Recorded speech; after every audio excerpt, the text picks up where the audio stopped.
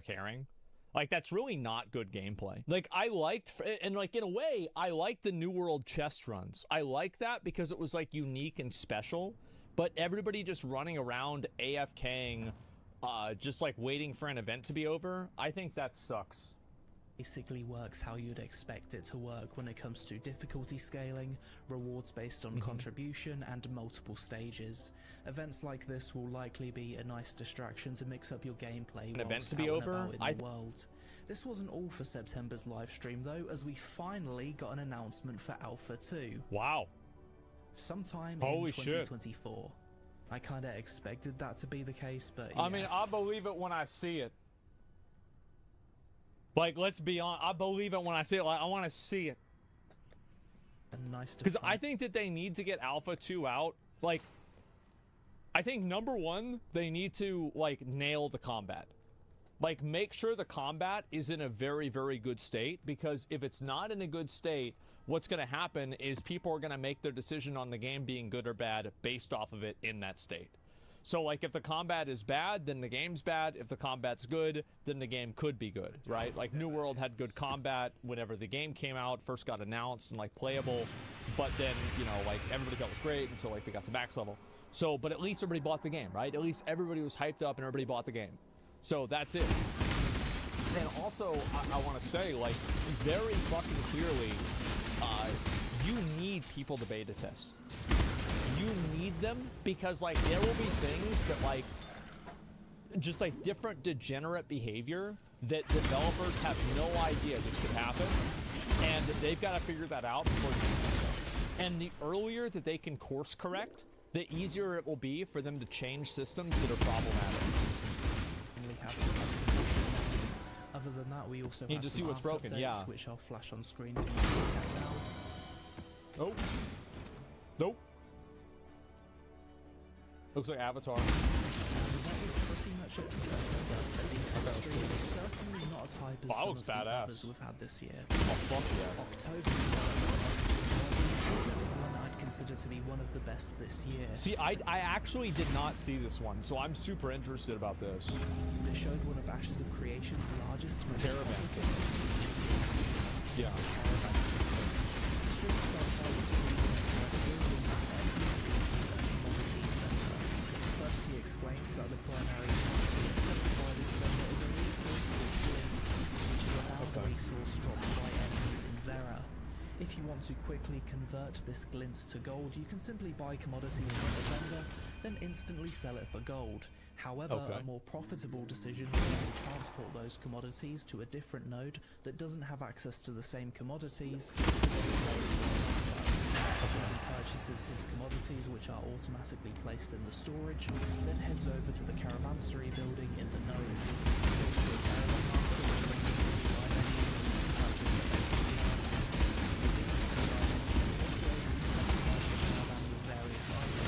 Holy fuck, look at this. Speed, acceleration, on-road bonus, off-road bonus, turn rate, capacity width, utility slots. Oh my god. Its stats, such as speed, cargo size, as well as active abilities. It's like the Oregon Trail all over again. Steven upgrades the caravan, and we can see how the cargo size is increased. He places the commodities into the caravan from the storage menu, then clicks launch.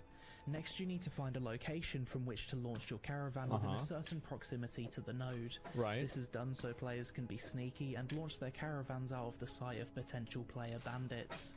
Oh, that's kind of smart, yeah, to give the player an advantage. Finds his caravan launch location, opens the UI, clicks on the caravan, and the caravan begins being summoned. This can take about 2 minutes. Eventually, the caravan spawns, and we begin our journey to the adjacent node. On the way, it's explained that the caravan will move faster on the road compared to off-road. That's smart. However, on the road, players are more likely to encounter threats, avoid him. such as Tumok the Cyclops, who we see roaming around, as well as other players. The party venture off-road, demonstrating that the caravan can't fall off cliffs.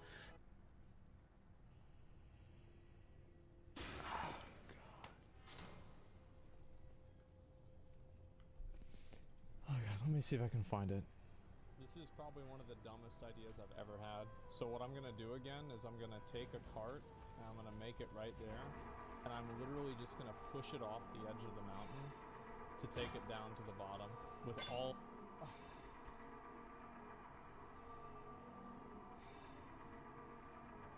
Oh.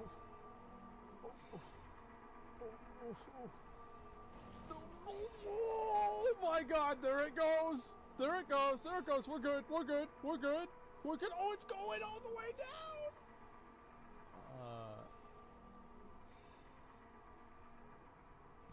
There's the cart right there.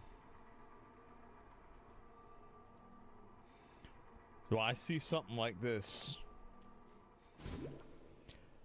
And man, like I just you know, I get a little bit stressed out. What can I say? Then they cross a bridge. But to be fair, by the way, incredible fucking gameplay. I still remembered that. It happened last year. Valheim, one of the best games ever made in its class. It is amazing. You should all buy it if you haven't played it already. So I'm this is a me problem, not a game problem. This is amazing, okay? I don't want anybody to get the wrong idea. Don't get it twisted here. Realistically would be a dangerous choke. That's what I saw that. Eventually, we also get to see an example of environmental danger and events that can occur whilst transporting goods in a caravan. One example being the road becoming... Like, this is, by the way, like, this is amazing. Like, I love this. I love the look of the caravan. I love the concept. So they're cutting down trees so they can make room for the caravan to go through. That's fucking amazing. Thank God. Like, I feel like I've been waiting for this game for 20 years. It's incredible.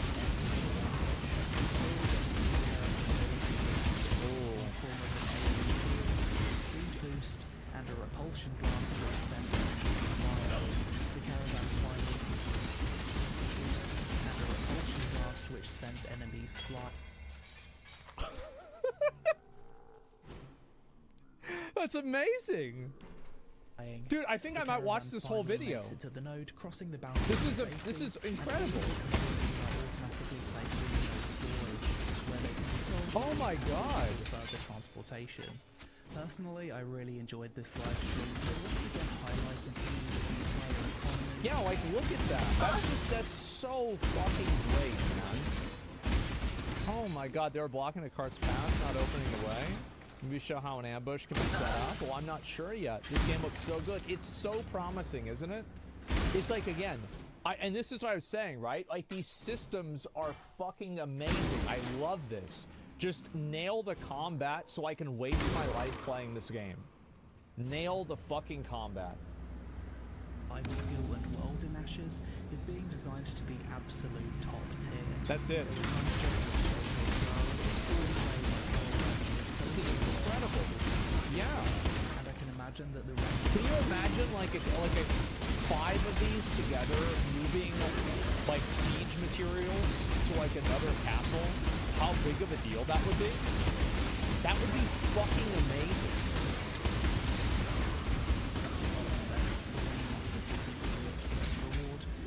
Yeah. A guild convoy, yeah. As usual, the stream ended with a short art showcase, so once again, I'll flash that up on screen for you to take a look at. Those are nice. That looks like a real dragon, actually. Holy shit. Yeah, the quality's really good on that one.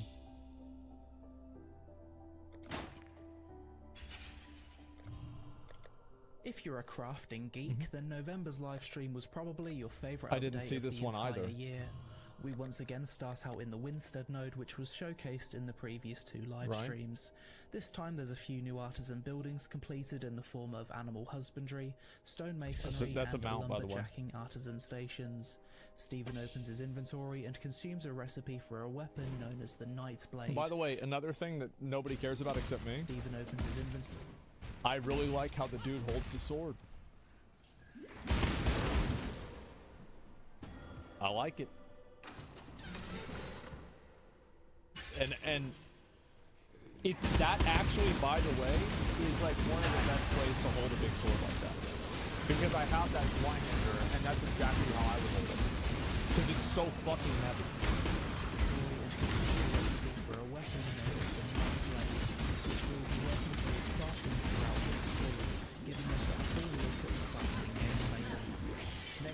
talk to an agricultural vendor who gives us an intro quest for herbalism. He gives us the mats to craft a sickle, we go to an anvil, craft it, and hand in the quest. Each profession will have an intro quest like this where you get your first tool, talk to the same NPC again, and he also sells various artisan-related outfits and bags for the specific professions. I think that, like, one goal that they should set for themselves, and, like, what do you guys think about this? I think the goal should be that you can play the game and have being a crafter be the way that you play the game. Because a lot of people are crafters in service of doing raids, or they are crafters in service of doing PvP, right? Like, they only do it in order to enable the other type of gameplay. But, like, that to be the true end game for a certain player, I think if a game can get that, that's it. Because that's an MMO, right? And I think that, like, the big thing for MMOs, in my opinion, is to have it to where people can play the game in totally different ways that are all valid. Like, for example, like in WoW, you can PvP, you can PvE, you can do arena, you can do RBGs, you can do gold farming, and like this is very much more true in like BC, Wrath, vanilla days, right? Nowadays, it's not as much the case, but like the different ways that you can play the game, like I think the more different ways you can play an MMO, almost like the better the MMO is. Because it's a real world rather than just like a video game. During the live stream, though, they didn't have the assets available. Like New World had cosmetic crafting too, like appearances this. Of these outfits, but in the future there'll be an option Farming to those toggle weaponsmithing the appearance pants. for this on and off. I never which is got great them. for immersion and RP. We got a quick look at the new material inventory UI, which now clearly separates each bag with its respective profession. The benefit of using specific material bags over normal bags is that you can have higher stack sizes for materials, and materials are automatically sorted into their respective bags. We got a clear look at the art. Thank fucking God. They are automatically sorted. Thank you, thank you, thank you. Like, I fucking hate inventory management. Artisan UI, where you can see all of your equipped tools along with their durability at the side, as well as your profession XP and levels. Holy shit. We also got an early look at the skill trees for professions, with lumberjacking up to the apprentice level being the example. I think that the pinnacle crafting, like a lot of people tell me Star Wars Galaxies and Final Fantasy XIV crafting is great. I haven't played it, so I can't really comment on it. But I think the pinnacle that like Blizzard, not Blizzard, I was gonna say with like Burning Crusade, right, that they should go with this game is Burning Crusade crafting, New World crafting, and for skilling up, New World skill ups and RuneScape. Like those are the games that I think they should look at and be like, okay, we should take like this much from this game because those are the best games for that kind of system.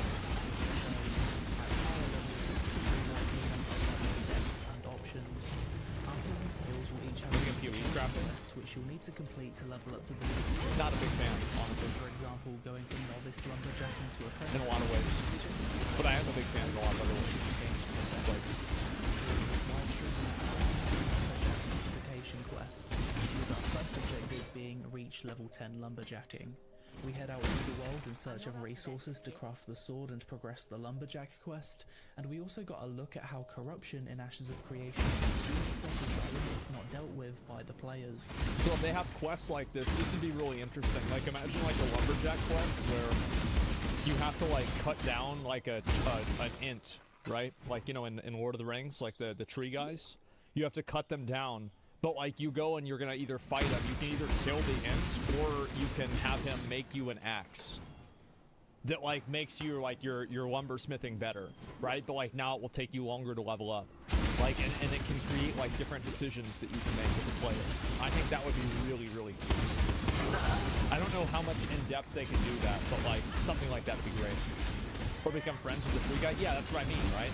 Is like you either spare his life and he gives you his arm like Groot, for example. Like, you know how like Groot made like his arm like Thor's hammer? Like he basically does that. And then you go back and you have this great axe, but you don't get the level up.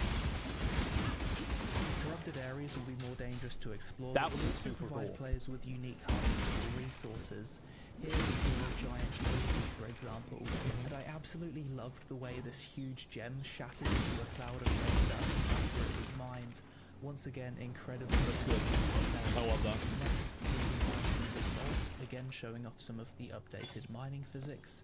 Then we ventured deeper into the rubble zone, trying to gather a tree. Holy fuck. Oh, red trees. You have the 175. Which looked very menacing. See, that looks amazing. Like, I do think that, like, to a degree, I think that there does need to be, like, some lighting and, like, you know, embellishments on the colors here for it to just, like, really pop. Because, like, if you look at something like this and you compare it to how, again, Elden Ring looks, or even New World looks, like, it's almost there. But, like, there's just, I think that really the difference here between this looking good and this looking fucking amazing is lighting. Yeah, lighting and shaders, yeah. Because, like, again, like, something like this scene is totally created by the shaders and by the lighting. It's actually not really the style of any of this. All of the style is, like, pretty normal. But the shading and the lighters just totally fucking bring this in. Found that amazing one? It did. I love how the moon looks in particular in this. Yeah. Detail is really pop against the night sky. Next, a brief explanation on how players can specialize in their artisan skills. You can be a novice in 3 professions, apprentice in 5 professions, journeyman in 4, master in 3, and grandmaster in 2. This, in my opinion, there should be one even beyond that you can only be like the Omega Master of. I would fucking love that. It's really nice as it Yeah, that's cool. Incoming 9-year grind. Yeah. Yeah, artisan. Yeah, artisan master.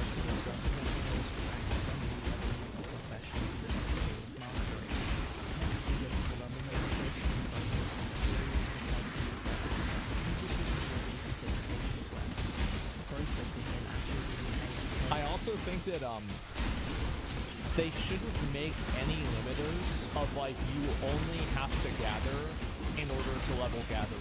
I think that you should have to do other types of gameplay in order to enable your progression on your type of gameplay. Like, this is something that I've gone back and forth about and I've thought about for a long time.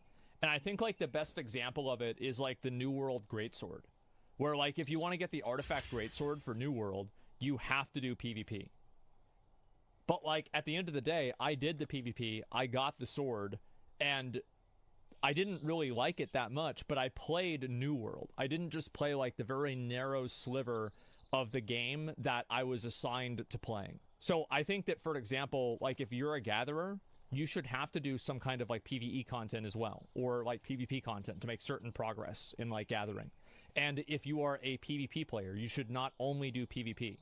I really don't like the idea, and I know people say this is not a good idea, but I actually think that it is. And I think that MMOs that incentivize playing the game in a more holistic way actually are better. And I'll give you a great example, is Classic WoW. Classic WoW Hardcore, the reason why Hardcore is so popular and like the aesthetic of it is so good and appealing. Now, a lot of people don't play it because of its nature, but because of the way that you have to play every aspect of the game in order to succeed. Like, you have to level up your professions. You have to level up, you know, get your first aid up. You have to make sure that you have your weapon skill up. And all of this, you make the game like a holistic experience rather than just, I'm going to play this MMO for like a very narrow experience, and whenever that MMO stops meeting that experience, then I'm no longer playing the MMO. And I just think that that's not a good way to design a game. And after going back and forth about this over and over, I do really think that you should have to do other things besides just like your main content in order to actually progress in the game. Yeah, don't let people pigeonhole themselves. Exactly, yeah. Because that's what's happened with WoW. Like, for example, like and again, I think Vanilla WoW, like go back to Vanilla WoW. In Vanilla WoW, you would PvP in order to get PvE gear. And you would use PvE gear in PvP. And I think Vanilla WoW had the best PvP. I liked it more than Burning Crusade, Wrath of the Lich King, or any other expansion. And do you know why? Because it was fun. I don't care about it being fair. Who gives a fuck about it being fair? Like, it's not going to be fair. You want to play fair, go play League. Go play Valorant. Go play CSGO. That's what I think. And I know this is probably an unpopular opinion. And I think that a lot of people, this is, and this is like the thing, right? It's like, am I right about this? I think I'm right about this, but I'm not completely right. And I know for some people I'm wrong. But I think this is a better and a more true North Star to develop a game for that's an MMO than letting people pigeonhole themselves into playing the game in one narrow way and then quit whenever they exhaust all of that content. But I do think that for a lot of people I'm right. And I know that it's like, I'm saying something that you shouldn't, like, people don't want to be told that they have to do something that they don't want to do. But I think in some cases it does make the experience better. And it makes people go out of their shell and do something that's a little bit more different than what's normal. Fun is better than balance. Yeah, he's based, but chat's nitpicking. Well, I mean, I know I'm right about this. Well, I don't know I'm right for everybody, but I know I'm right for at least myself. And again, like, it's not it's a matter of degree. What I'm saying is that it should be like 80-20. I'm not saying it should be like 50-50. Just 80-20. Pairing matters if your game's already full of chores. Such connections will sadly be seen as such. True. Game will draw hyper-focused airplane mode players. Be terrible for players to force to engage in PvP. I don't know. I mean, like, so if I think about this in practice, so like if you're doing, you know, lumberworking skill, and like there's a special tree that you have to cut down, but the tree is only available in an open PvP area. Would that be good gameplay? I think it would depend. But I think that you could make it good gameplay to where a person has an experience doing that. No, it promotes griefing. So then how can you solve that, right? Yeah, time to camp the tree, exactly. So like, is that the right solution? No, I don't know. But I think that you should try that. And if it doesn't work, then get rid of it. But I think you should try it.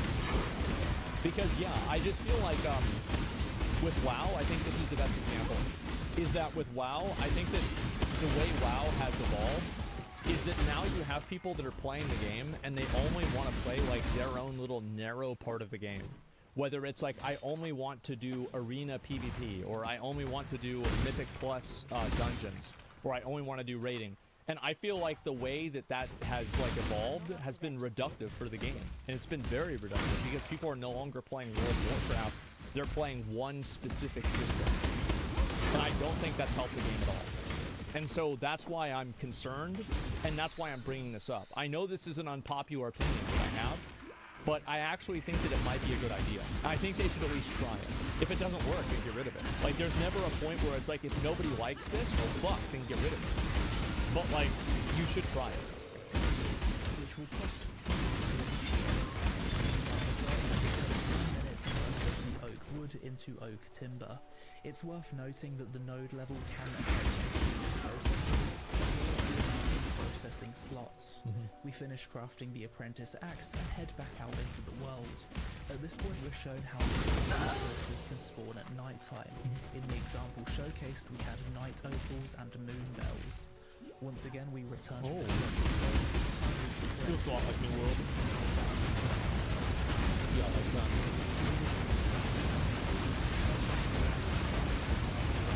The recipe that was learned at the start of the Oh, it's only a green. That thing sucks.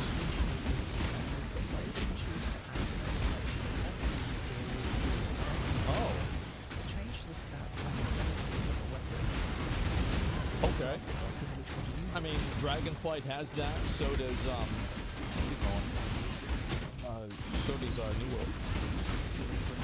That's right. Game to forge a weapon, but unfortunately it was ready to be shown. The gameplay section of That looks cool. this art showcase. It's nice. Okay.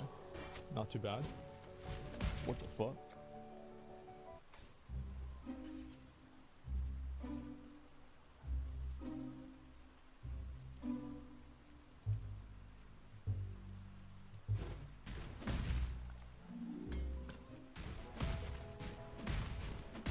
What the? Is that a cat, spider, scorpion? What the fuck is that?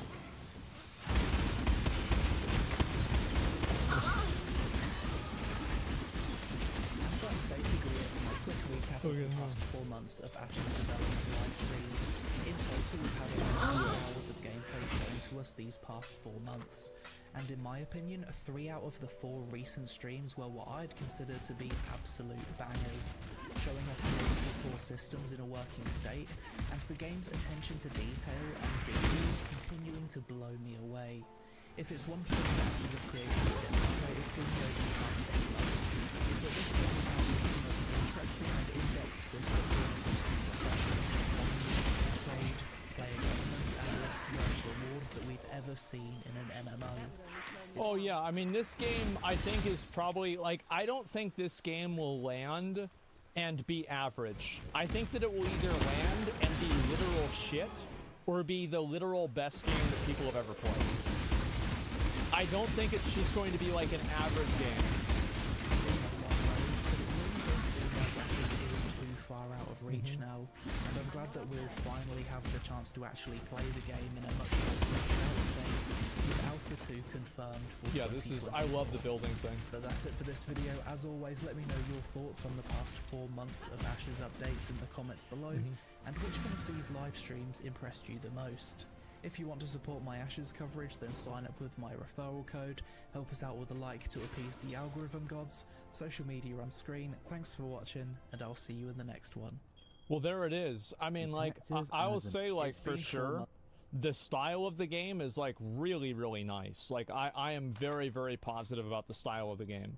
Like, this shit, as I said, this is what it's all about for me. Like, I'm very happy about this. This game will be visually outdated by the time it releases. I think that visually, you're probably right. And, like, that's one of the things that, like, you have to constantly update visuals. But also, they probably haven't done a lot of fine-tuning on the visuals either. The style is so boring and dated. The style is not super... Like, I think that the one problem that Ashes of Creation has is that whenever you look at, for example, a lot of the Final Fantasy NPCs, you can immediately tell that is a behemoth, that's a chimera, or whatever, right? And it's because, like, obviously they've been around for a long time, and also because they have such iconic design. It's the same as from World of Warcraft, right? You can easily tell something's from WoW. Lost Ark, not as good of a design. New World, not as good of design. And I think if you want to go for realism, that's okay. But you still can have stylistically done realism that creates, like, kind of the, it's like an 80-20 rule, where, like, making 20% of the game very stylized makes the entire game feel like it's a fantasy universe that's very, like, it is this fantasy universe. It's not like something else. You don't need to change and make everything super unique, but add in a few of those little unique things, and then that totally changes everything. Like, a good example is, like, Valheim, right? Is that, like, with Valheim, most of the things that you build in Valheim are pretty fucking average, right? You put a wood floor down, and then there's stairs, and there's a box that you put things in. But there's those portals, and those portals look really cool. And so do the trophies. Those look really cool, too. And so you don't change everything in the game, but you just have these little accents in the game that really kind of make the game its own thing and not just be like, you know, an Unreal 5 tech demo. Does that make sense? Valheim has a unique style. It does have a unique style, sure, but what I'm saying is that style, I think a lot of that style is derived from only a handful of items. It's not like every single thing in the game has that style. That's my point. And it's art direction, yeah. Style is decent, but it feels to me like they're building a game for the MMO players that have spent 8+ hours a day, so niche. I mean, I don't think that's a bad thing, though. I mean, also, like, you have to have a PvE-focused game. I think you can't have a PvP-focused game and have it not be a niche game. Because, like, and have it be an MMO. Because I think that, like, there's, like, a massive, like, divide by zero problem. Because MMO players want to get better gear and kill other people with better gear. And then PvP players want to kill other people because they're better than them. And these two things will never intersect in a way that's not problematic, in my opinion. And that will, like, you can't reconcile two things that are the exact opposite. And, like, other games have tried to do that. Like, you have, for example, what do you call it? Lost Ark. Lost Ark, you can do the rated PvP where everybody's the exact same, or you can do island PvP where it's whale wars. Or like in World of Warcraft, there's like arena, and like back in the day, you had also world PvP, and sometimes that would change depending. So Destiny PvP, I didn't play Destiny. And Ultima Online, I don't think you can really compare. Like, I don't think you can use games like Ultima Online as a foundation to say a game should do this now because it worked in Ultima Online. Like, I don't think that you could do that because nobody plays the game anymore. So it's like, okay, well, there you go. Like, for example, like with Classic WoW, I think you can use Classic WoW as an example because a ton of people still play Classic WoW. But games that nobody plays anymore, then no, I don't want to use those as examples because they're dead. They want to earn better gear by being better than other players, but also by being better than others in PvP. Yeah, but whenever you earn better gear by being better than other players, you create like a force multiplier to where those other players are never able to catch up. Because now, not only do you have better gear, but you're also better than them. So it's like, it's a 2x, and so people never catch up. Again, I just think that MMO and PvP, this is like an oxymoron. Like, you will never reconcile MMO players with PvP players. Games try it all the time, and I'm not saying you shouldn't have PvP. But what I'm saying is that the focus on PvP should be spectacle and fantasy and the RPG element of it, much more so than balance. So, like, the idea of PvP in an MMO should not be Gladiator. It should be Lord of the Rings. That's basically what I'm trying to get at. I'll link you guys a video, it's a great video.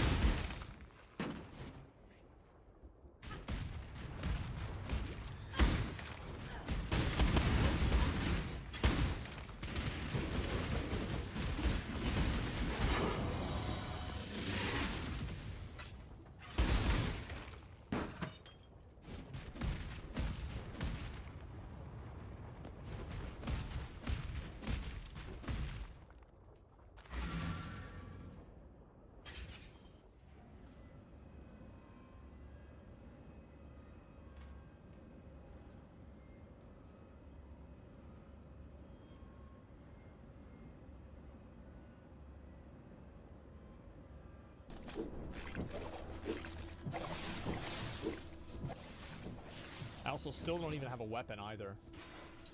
This is rough. Okay, let's do shurikens again. I'm feeling really confident about that one.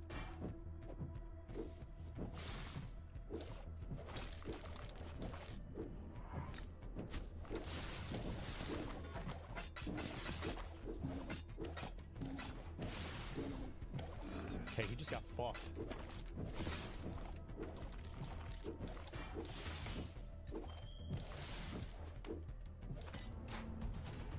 Alright. The shurikens? I don't know.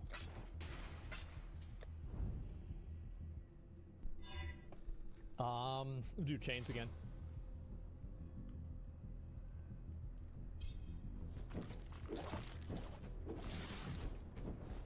Stay vigilant. Okay. Don't really care about that a lot. I need to get more healing, man. Dude, I'm actually in such a bad spot right now.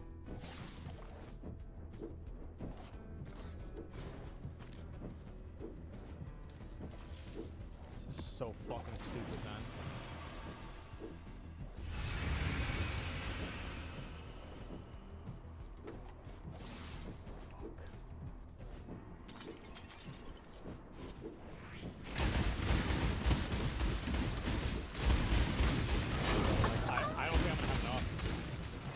first boss is gonna kill me.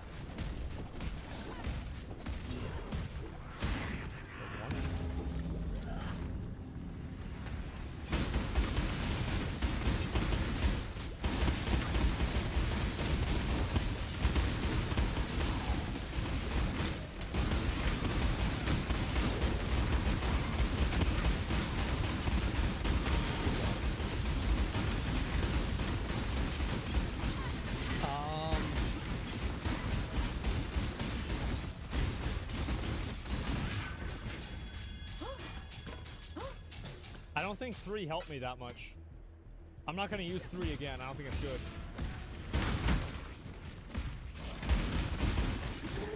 It stacks it all? Okay, alright, let's go. Let's go with it.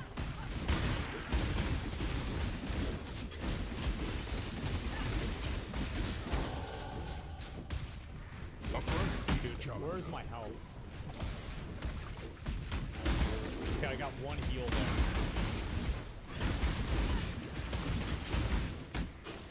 That's not what I need, man. It's not what I fucking need.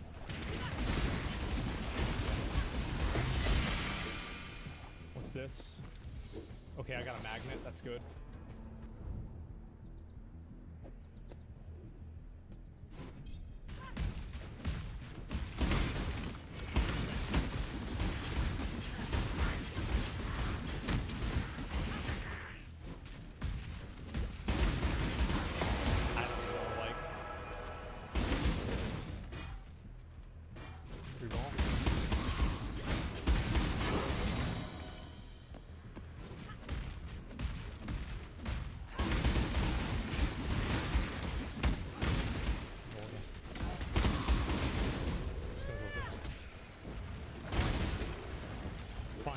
It's fine.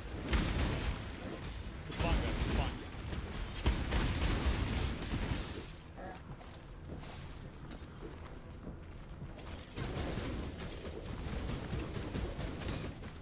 I'm not even worried. I'm gonna be doing great.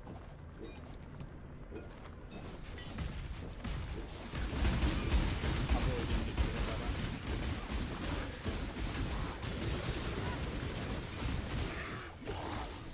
Okay. Nice.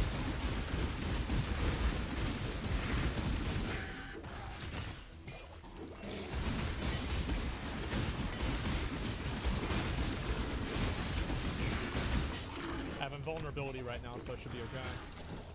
I will be okay. Okay.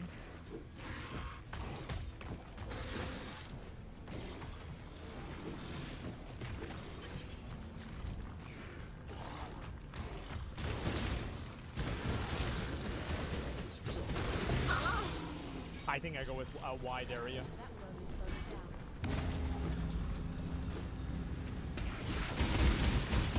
I think range is better. I do. I think range is way better.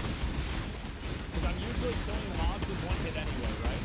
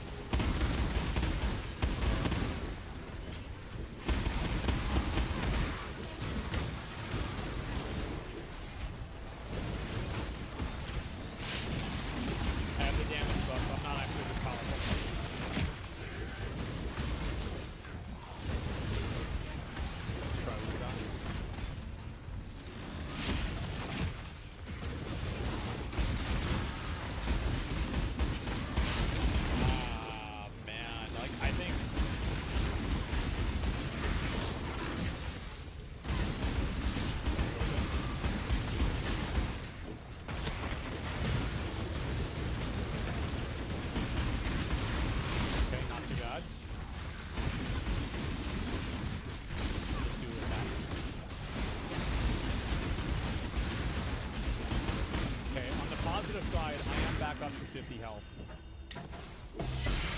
Okay. That's the one I wanted.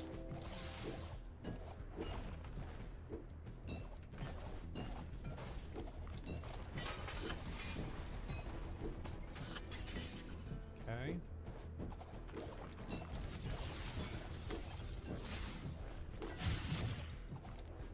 What's in the box?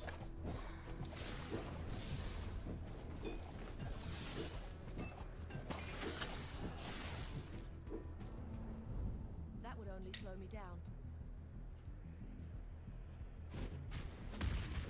I'm gonna go with this. I'm gonna make it in death.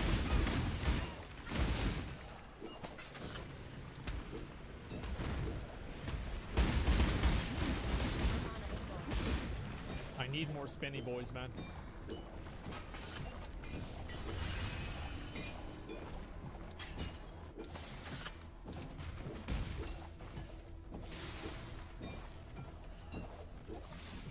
Okay.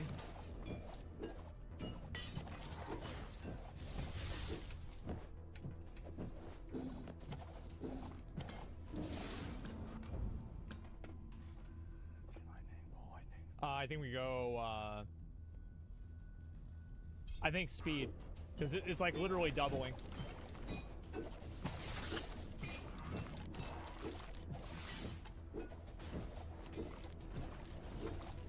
The problem is I'm not getting like good regen. That's what I'm really getting fucked by, is like regen. If I get better regen, I'll be fine.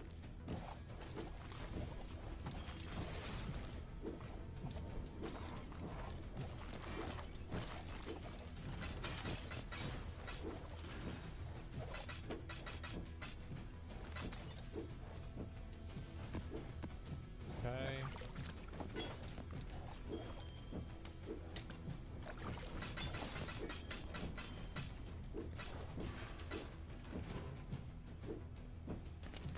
Fuck.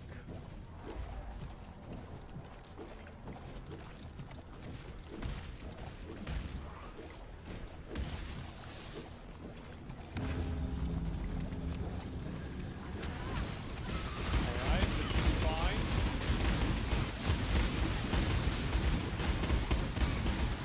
Okay, we're doing it.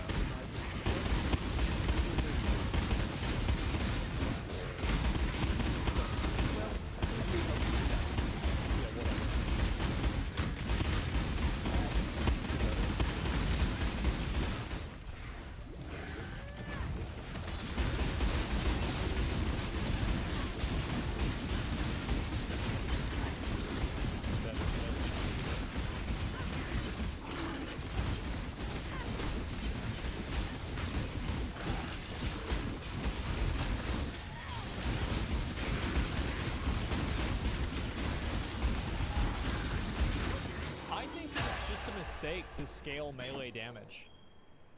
I'm gonna be honest, I think it is. I think it's just bad.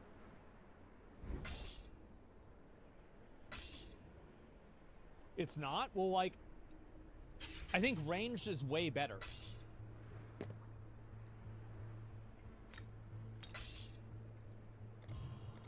Like, every time I play ranged, I think I do like 1,000 times better.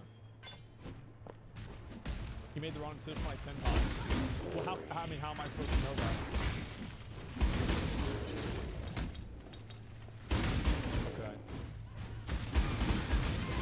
You don't have a weapon? Oh, I can buy this.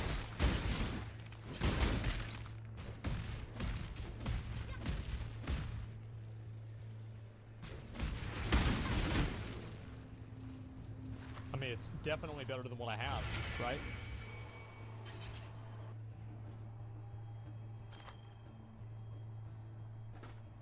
I'm gonna buy these boots for movement speed.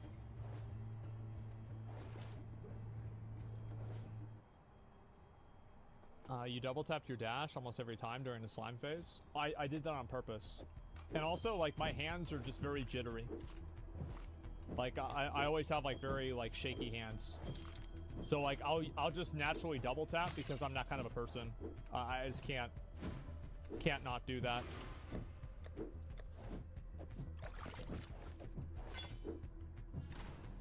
Okay.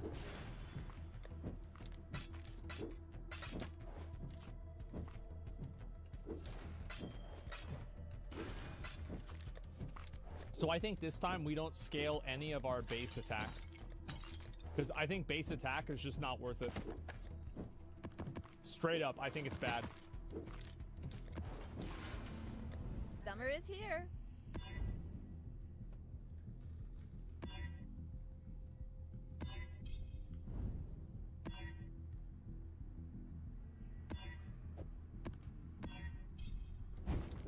We're gonna try this instead, see if it's any better. Maybe it won't be, but we're gonna find out.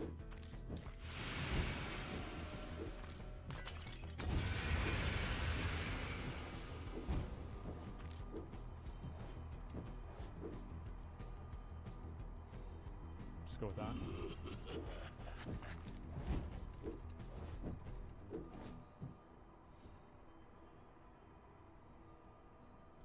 Go spell projectiles.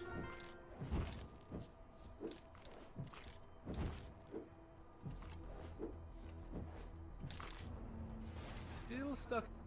Okay. We're gonna go chain lightning too.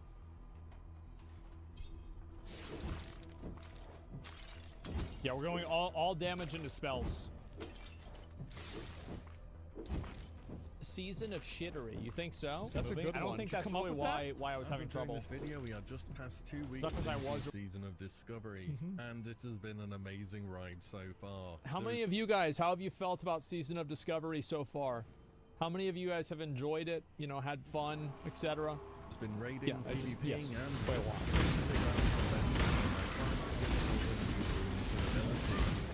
And everyone else has been figuring out their classes too. Yeah, sure. And it's really starting to show. So today's video was one I was on the fence about making, because I know we are so early into the season, Yeah. and things very well may change in the near future. Again, it's been about 2 weeks and we've only had a handful of raid resets. I also fully appreciate many players won't have had the chance to hit level 25 yet, and that is fine. But myself, I like to look at the numbers. I like to see how different classes are doing out of interest, and to get an idea of how Season of Discovery really has impacted the game so far. And it's trending in a certain direction. I also realise that devs in the season didn't set out to make a near perfectly balanced experience. Well, I think that they want to balance the game to an extent. Like, they clearly added the different runes in order to rebalance the game. That's 100% what they tried to do. But the reality is that the way that the runes are going to work is not going to be the same at 25 as it is at 60. Like, they're not going to give a fuck about, like, yeah, if there's like some crazy outlier, they'll fix it. But like, things are not supposed to be balanced at level 25. Within a few percentage of each other on the damage just how it meter, is. nor do I expect that from Classic, to be honest. In fact, Agrend himself has been clapping conclusions about how their class is performing whole already. phase, yeah. And I love to see that directly from somebody who's in charge of this game. I also love to see the developer like say, "Shut the fuck up, you bunch of fucking nerds. You're playing a level 25 game. Don't worry that somebody's doing 10% more DPS than you. I can promise you that's not why you can't clear BFD." Yes, thank you. Somebody had to say it. And as a follow-up to that, just before I was about to release the video, Blizzard have done a huge round of buffs for some of the classes suffering most from the current raid tier. They need to buff Warrior. I guess if we throw them Just enough like extra about with numbers, everything. eventually they will work. But I still think Yeah. there are likely to be reoccurring problems. But today I want to talk about something which I think is worth giving feedback on. Because right now it's more than just X class good, Y class bad. And again, I'm sure they are aware of this and have plans for changes. But I think in the interest of the season being a great experience for everyone, this is a topic worth bringing up. All right, But let's do it. first, a quick word from today's sponsor, Watcher of Realms. It's Witcher of the Watcher of Realms. Realms is a free-to-play strategy game available on PC, Android and iOS, where a new experience awaits for fans of role-playing games, MMORPGs and Isn't that bad new to after the all? game perform. There is a description below and win. So then, let's bring up the picture. Warcraft logs Black Fathoms deep over a range of 2 weeks, 95th percentile. This is how the top Well, 5 this is obviously not working as intended. Warrior's not at the top. There's something wrong. Yeah.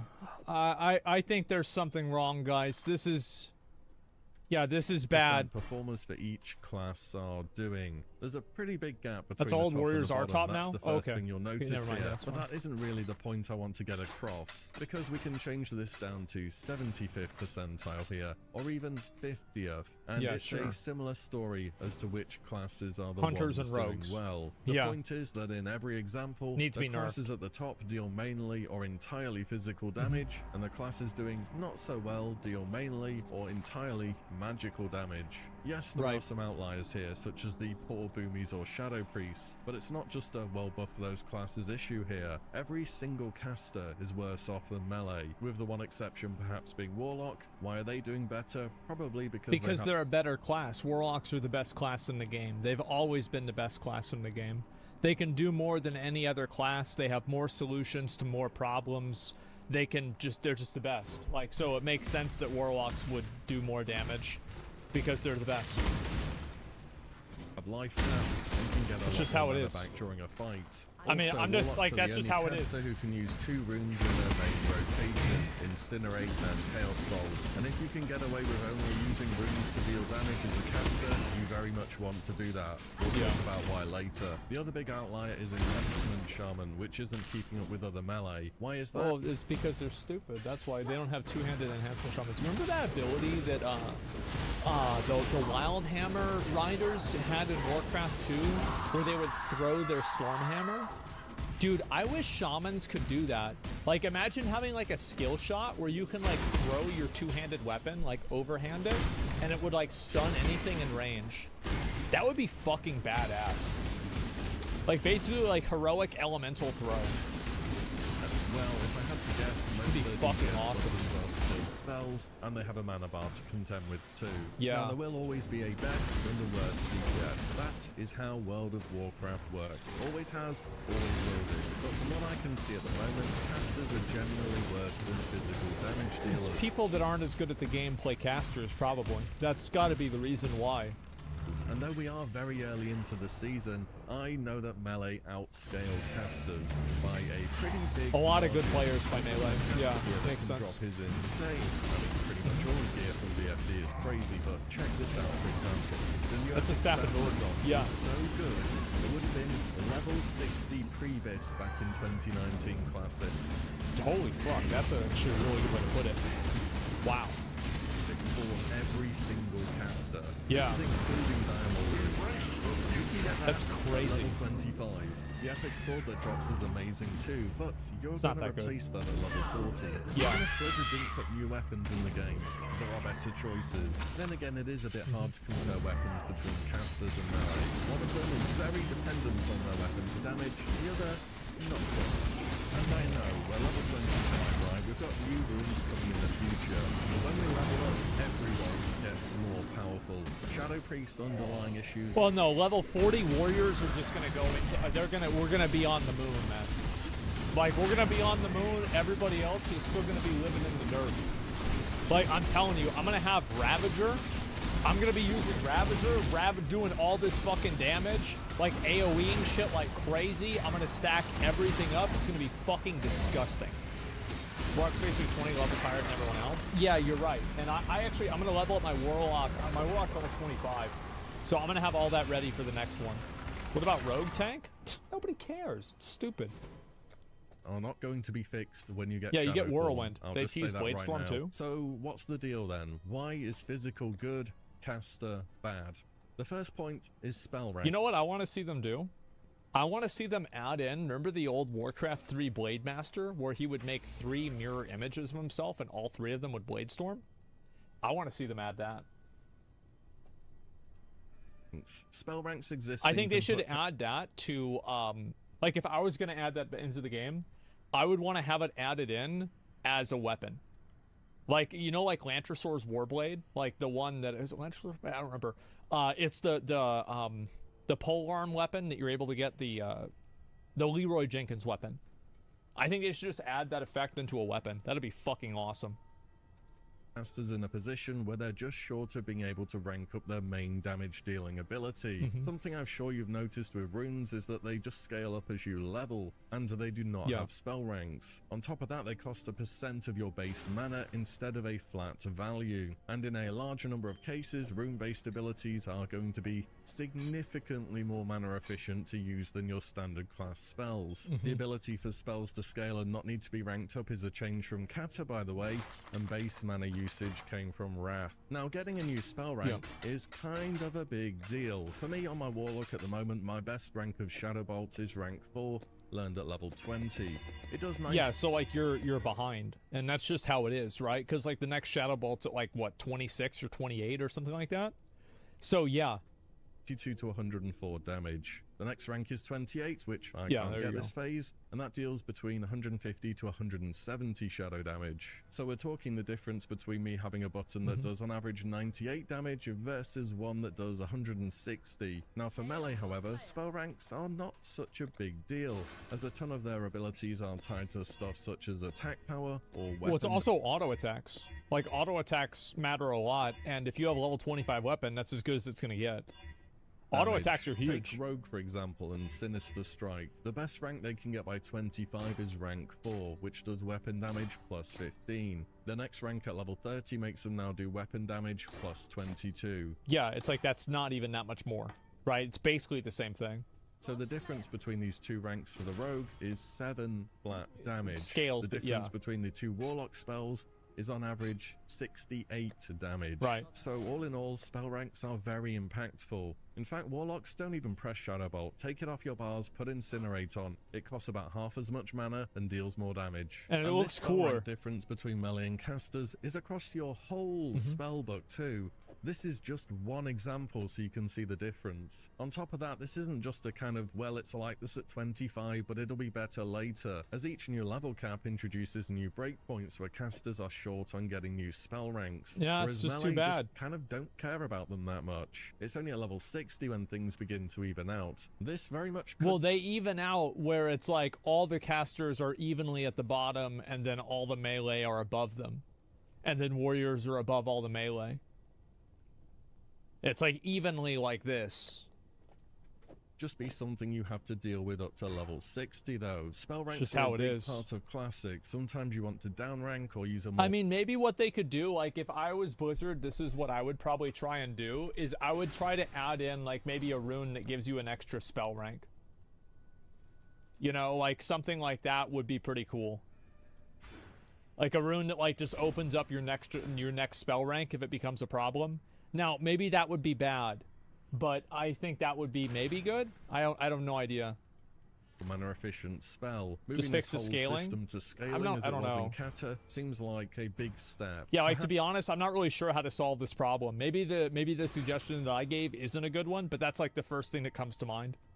Perhaps base mana costs are starting to make a bit more sense now though. I mean, I'm just saying, my Shadow Bolt costs 110 mana, and my best rank of Life Tap restores 75 mana. I Yeah. swear I'm getting an RSI for how much I'm having to tap this season. And I'm a Warlock, so you could say I don't have anything to complain about. Next though, it's not just spell ranks, it's scaling. Straight up scaling. You know, back when WoW first came out, barely any gear had spell power on it, or if it did, it was a very small amount. The idea was that casters put on intellect, and this would allow them to cast more spells and therefore remain relevant over the course of a fight. Right. Eventually though, Blizzard did start amping up spell power on items as they realized intellect alone was not enough. This is Wasn't why fun. typically when you're leveling in vanilla, nothing really has spell power on. However, these Yeah, it's days super now we rare. have a pretty good idea that spell power is rather good in fact. Ironically, half the casters in the game are still going even with the updated gear, but still. What I'm getting at is that spell power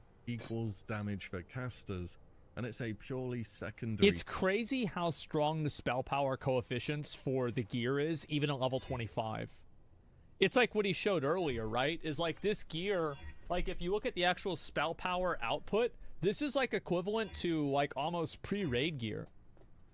It's insane, stats. yeah. Intellect It's is so nice and good. everything. You need intellect for a good mana bar, but given the choice, you're gonna take spell power for damage. What do melee need for damage? They need agility and strength. But they also benefit from both of these stats for attack power and crit. On the caster side, they have intellect for extra mana so they can cast more. It also gives a small amount of crit. They have spirit, which is meant to aid mana regeneration. Right. And then they have no stats that directly boost their spell damage. It's almost as if something was missing here, like a stat called willpower, where 1 point equals 1 or 2 spell damage. And though the new raid gear and updated raid quests start to fix this stat imbalance, physical damage dealers just get more out of their stats. They scale with percentage buffs such as the ZG buff when we can get that eventually, or Blessing of Kings or Aspect of the Lion. But more importantly than that perhaps is that they can crit with nearly all of their main attacks. So if anything I'll mention today, I'd say this has the biggest potential to change in some shape or form, and I'm 100% sure Blizzard knows how impactful this is, but as we currently are, only direct attacks can crit. Damage over time effects cannot crit in vanilla, so everything an Affliction lock does basically,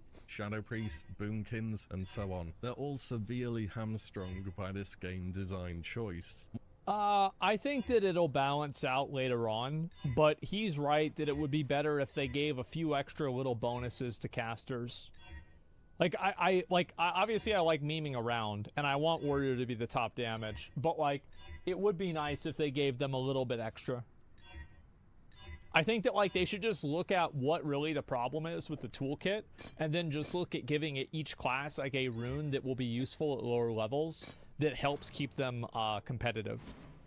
Moreover, channeled effects cannot. But I haven't played one myself. I want to try it myself and see what it's like. Because like I feel like I can do a lot of damage as a warlock, but maybe I'm just stupid. So like I want to see what it's really like in the raid. The Boomies and Shadow Priests here, but this is why it's not looking too pretty at the moment. And yes, there are melees with very impactful damage over time effects too, such as Deep Wounds or Saber Slash especially come to mind. And maybe one day everything should crit, as it can in Wrath, but I think just focus on the classes who are very dependent on these effects at the moment. When you think about it though, it's always seemed a bit strange that it was the case that these types of abilities worked in this way. I'm not entirely sure why either. Then again, vanilla is full of cloth gear with strength on it, and originally had a debuff limit of... I think it's because dots are really strong in vanilla WoW. Because like you don't have the same type of like over healing and like self healing to like counteract dot damage. So like again in vanilla WoW, like it was a completely different set of like rules. 8. So yeah, maybe someone just did this and everyone went with it. But perhaps certain damage over time or channeled effects should be able to crit via a rune or something of the like in the future, because purely scaling off of spell power just isn't going to cut it. And then of course there are spell resists and partial resists too. 2.5 to 3 seconds of spell casting, 80 to 100 mana spent, your spell flies towards the boss and resist. Ouch. Got him. Melee do have an equivalent for this too though, through glancing blows as well as dodge, block, all of those things. Parry if you're it's in the just front. when a melee attack misses or is glanced, your next swing comes in a few moments later for another chance. And yes, melee so does your other spell, but suffer on the turtle boss in BFD, but man, some of those bosses in there have a whole lot of bonus spell resist. Then again, this is very vanilla-like, so maybe it is what it is. Yeah, I think that's stupid. Like, yeah, changing the spell resist on the bosses, I think that's probably the smartest way for Blizzard to fix it, rather than actually changing, like, baseline class design. Because, like, if the problem is that, like, these NPCs have a huge amount of resists, then just remove that, and then things will balance themselves out. So you don't have to change, like... Because you add another rune into the game, and then this changes PvP, it changes leveling, it changes everything. So, like, if the problem is with the bosses, then try to make sure that you're making changes with the bosses. That's what would make sense to me. Saying everything I've gone through in this video though, I just want to remind you again, we are in a super early version of the season. We're capped at level 25, and we do not know what's coming in the future. I think Blizzard have been doing a great job of rapidly balancing the classes as well as the game as a whole. So maybe No, I mean, they've actually been... I'm very happy with how Season of Discovery has gone. It's great. Some of the things I've gone over here are already in line to be addressed. And remember, the logs I showed at the start are for the raid, and the raid is basically a bunch of single targeting counters which take a few minutes each. There is more to the game than that. Like mages can do insane damage in AoE. There's PvP, there's gold farming, there's dungeons, there'll be more leveling in the future. And in all of these other areas, casters are doing just fine. Either way, I thought this was something worth talking about for the season. I know we're set for more changes in the future, but discovering that basically every melee spec is better than basically every caster spec in the raid is not quite the discovery that I was hoping to make. Been tracking Warcraft logs since early in the season. Physical damage dealers are only trending up.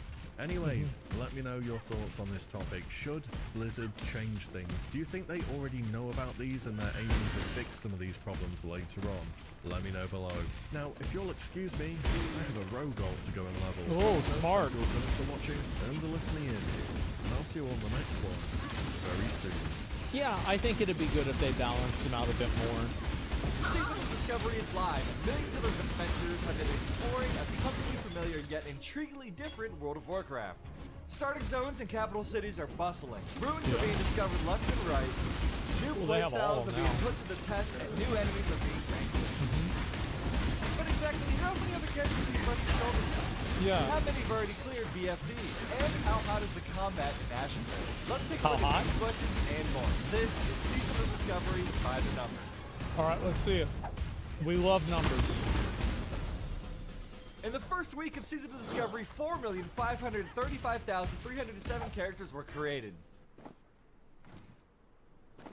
Oh my god. That's a lot of fucking people. That's crazy.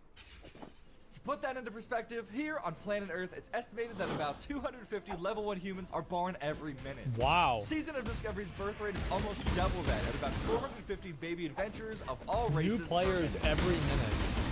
No sooner are you born than the hunt for Oh my god. In all 9 classes, there are over 100 different rooms to discover, obtained in Yeah. various ways. Whether from a quest, a drop, a chest, a vendor, or unique group activity, characters, each yeah, room yeah, equates but to a still. new ability to try out. Cumulatively, players have collected 10,205,090 runes so far. Jesus. But a mere 0.09% of characters have collected all 12 of their classes' runes, so I haven't. I actually haven't, be yeah. among the first to finish your own collection, and you might just discover your new favorite build. That build might involve redefining your class entirely. There have been 509,960 warlocks, 305,731 Smart. Well, 500,000 smart people. shamans, 473,619 rogues, and Rogues suck. 627,156 mages Oh, created so yeah. far. If What we about exclude warriors? level 1s in order to filter out bank golds and name reservers, 44.3% of characters you run across are capable of filling an entirely new role. Wow. That means your next instance group could be Clothies only, or all shamans, or rogue mage, rogue. Who knows? The fuck? Try it all out. What the fuck? With Season of Discovery's new banded level caps, people are getting to max level quicker than ever. Yeah, For of more course. casual players, that means that you can get to the end game while it's still hot. And for more hardcore players, that means that you can level up multiple alts without falling behind. So Yeah, I just want to keep up with 3 characters. That's all I want. Paladin, Warlock, and a Warrior. That's it. for 460,083 characters, or about 10% of the population, have reached level 25. And that number That's really fucking good. Over 400,000 people are already max level? is still climbing fast. Ding! Congrats! Wow. Once you do hit max level, the reimagined 10-player version of Black Feather Deeps is waiting for you. Whether you Only schedule 10%? a guild run or form Yeah, of course only 10%. Like, you have to understand, like, guys, here. a pug in the chat, the new BFD offers a bunch of new boss fights I think to I saw this experience and number. some of the Somebody best linked it to gear me. of this phase. To date, just 86,135 characters, or about 1.9%, have See, look at that. This is just the way it is. And to be fair, this is of all the characters.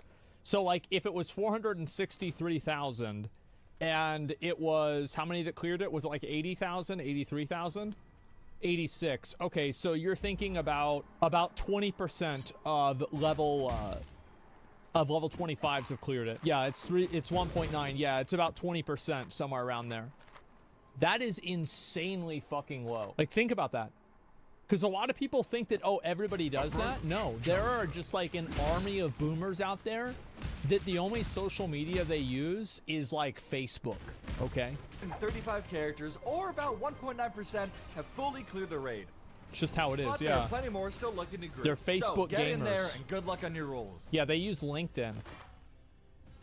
Damn. But do be careful when waiting for your group to gather outside of BFD. With new zone-specific mounts and helms to earn, and a new world PvP event triggered by killing things, Ashenvale is a great place to Blade test your Master. new abilities on the other faction. So, let's see here. How hot is the heat exactly? Today, 3,892,758 PvP I was like deaths 3 have of been those. recorded alone in Ashenvale. Right now, the Horde God is up damn. 6 percentage points with 2,064,975 kills to the Alliance 1,827,783. Wow. But it's Warcraft after all, and the battle is never ending. So We're bad. zone in, help reinforce your side, and rack up those honorable kills. It's just the way And it that's goes. the first week of Season of Discovery by the numbers. These stats continue to climb I every hope they minute, so they join add the more of count. these. There's never been a better time to roll a new character, find your perfect build, and rediscover World of Warcraft, or discover it for the first time. Until Damn. next time, party up, watch your step, and stay safe out there.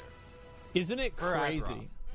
Isn't it fucking crazy that only 20% of players have cleared BFD yet? A lot of people don't raid. They don't really play the game that seriously. It's casual Andes, man. I think it'll take time.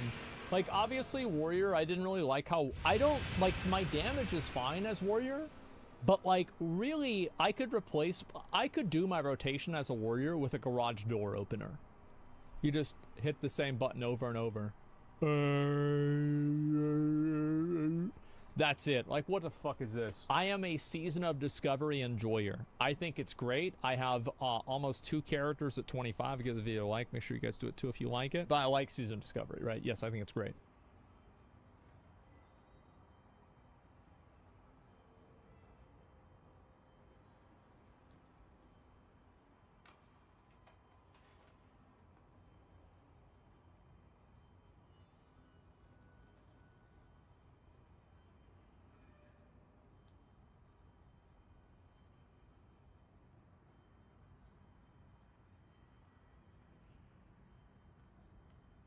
The day before. So IGN made a review of the game.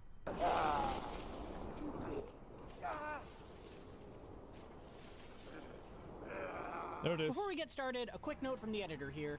Yeah. Just 4 days after its early access release, the day before it was removed from sale on Steam, the developer announced it was shutting down. The Naturally. servers remain up for now for anyone who bought it, but since our reviewer went through trouble playing it, it seems only right that you get to see what he thought while it lasted. Yeah. Now, on with the review. 5 long years.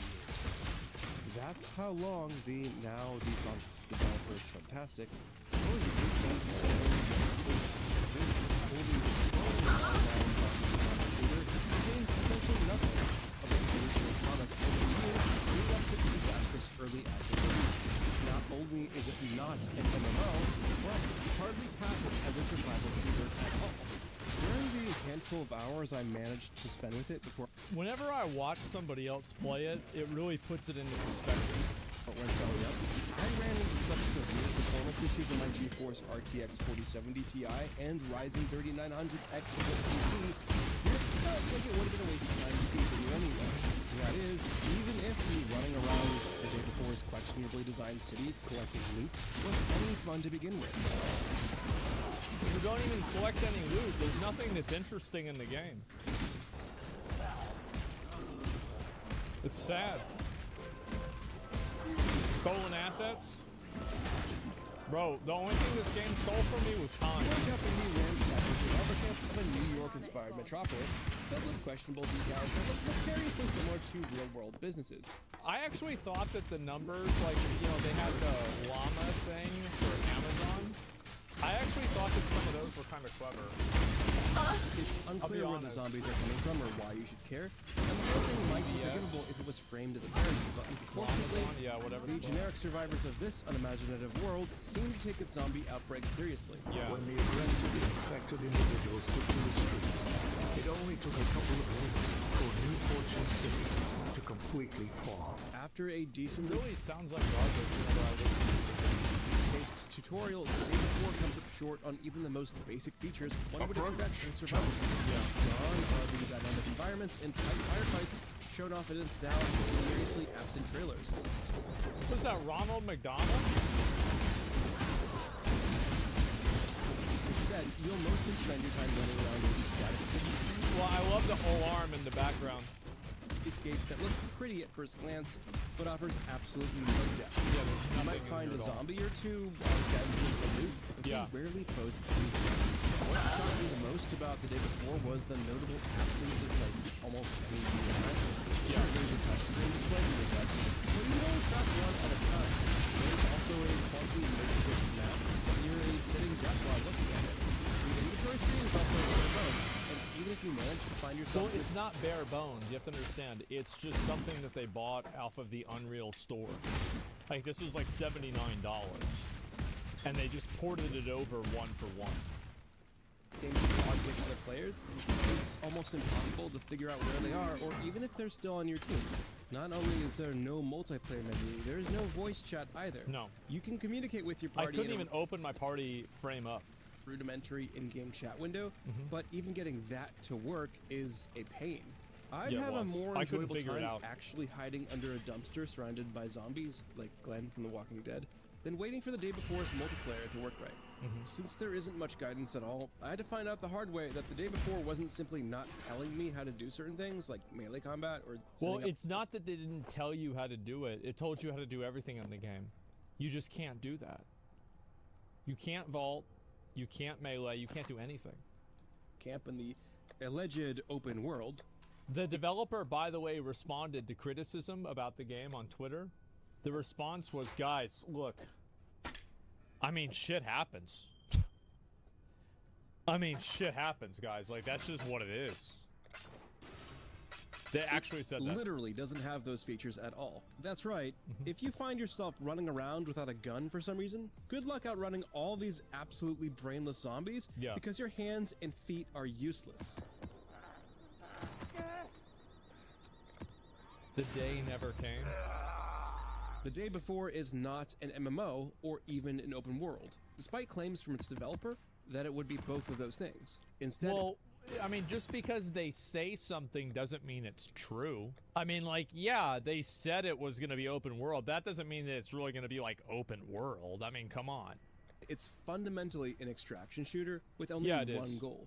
Sluggishly run around the mostly empty city, grab some loot, and get to one of the extraction points before you die. That's right. The only things you carry over between runs are any gear you manage to take with you, as well as any currency you save up by Weapons, selling too. the scraps of loot back to base. Yep. If you somehow die before making it home, which is the norm thanks to an unrestricted free-for-all PvP system, you lose everything you had on your Look body. at that, bro, To an watch. unrestricted free-for-all PvP system, you lose What was the time there? That's like at least like a third of a second before it died.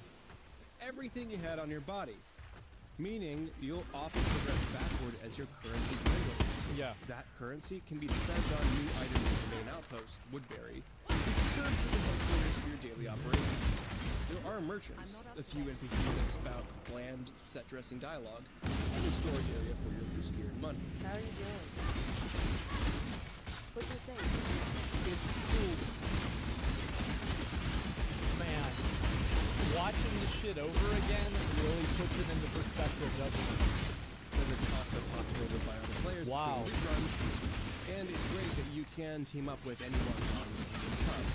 It's significantly less cool, however, that the hub area's NPCs, the only NPCs in the day before, mind you, are so dryly written and unenthusiastically voice acted. They sound like they could be the poor result of a generated reality. For example,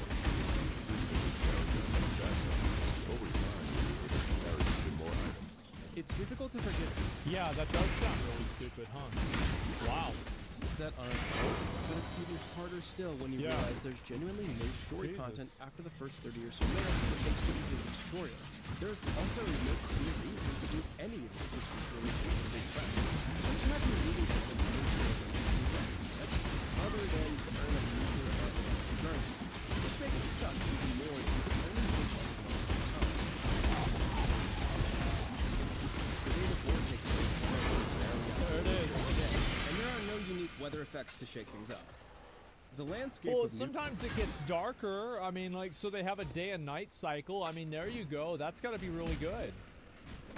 Barely paid anything in development. It's just, it's fucking alarm. static zone with limited space, where the most exciting thing you'll find is an occasional container with 1 or 2 pieces of junk in it. Wow. Despite that, the frame rate still struggled to remain stable on my I mid didn't have frame rate problems. and the constant buzz and stuttering made it downright annoying to play at all. There are essentially no unique software out of the box either. Very little in the way of landmarks for specific areas, including different types of routes. The few there are that seem like they should have some gear aren't very good at it. Spots like a PlayStation Armory, for example, are generally empty and usually only serve to make excellent traps for other more coordinated bands of players to gank you for all of your hard-earned scrap. Yeah, I remember like the first game that I played, I got the gun. I just got instantly killed. It was the worst thing ever. Dude, where's my gear? Surviving all the way to extraction is frustratingly difficult on higher population servers, even with a squad by your side, thanks to a limited number of extraction points in the map, all of which are situated next to drug points, constantly abused by more powerful groups of players. That's what I did. Well, here's really the problem. The problem is that the game's third person. Because you can just hide behind a wall and then just look from third person, wait for somebody to run by, and then shoot them. That's literally it. That's all you have to do. Like, that's the problem with PUBG, too. Like, I actually think that PUBG third person was kind of okay, but, like, the reason why it's kind of okay is because it didn't really matter. And also, the rest of the game was pretty good. This, none of it was good.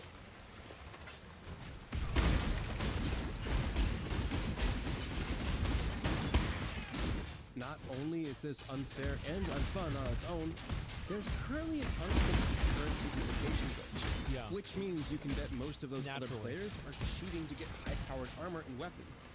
Now that Fantastic is no more, the hopes of that ever getting fixed are slim to none. But hey, the sliver of good news here is that I should have figured that out. Decent variety of weapons. These range from handguns to scopes and rifles. In all, there are probably about 14 or so options of almost weapons in town, and they're all garbage. Is that you struggle to oppose anything calculated to fight. Exactly. Weapons also handle reasonably well, though their cheap and underwhelming sound design leaves a lot to be desired.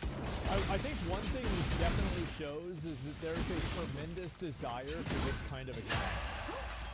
The fact that there were 50,000 people playing this game concurrently whenever it came out indicates that obviously people really want this. You can't even buy this game on Steam anymore. It has no buy button. Common Steam button. The bigger your backpack, the more loot you can carry. But just like everything else in your inventory, you'll lose your backpack as soon as you die.